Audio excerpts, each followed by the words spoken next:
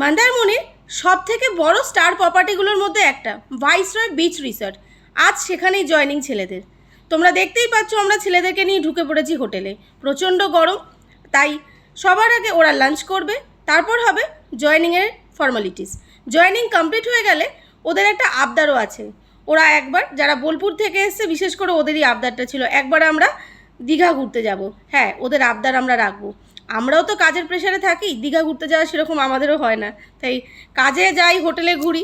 তাই হোটেলে মানে দীঘা মন্দারমণি প্রায়ই আসি, কিন্তু সমুদ্রে তো যাওয়া হয় না। তাই ওদের আবদারে আমরাও একবার ঘুরে নেব। চলো, নেক্সট ভিডিওতে তোমরা সেটা দেখতে পাবে।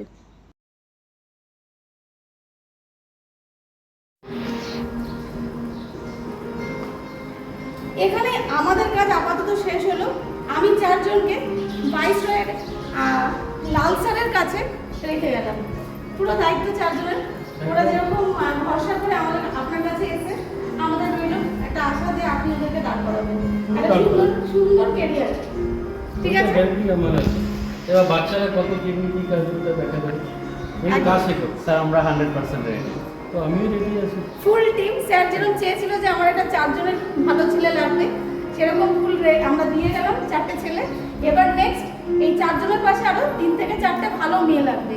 তো তাড়াতাড়ি স্ক্রিনে দেওয়া নাম্বারে এই 4 জনের সাথে ভালো 4টে মেয়েও লাগবে। যারা ভাইসরয় হোটেলে কাজ করতে চাও তারা ইমিডিয়েট আমাদের সাথে তমলুকে এসে দেখা করো।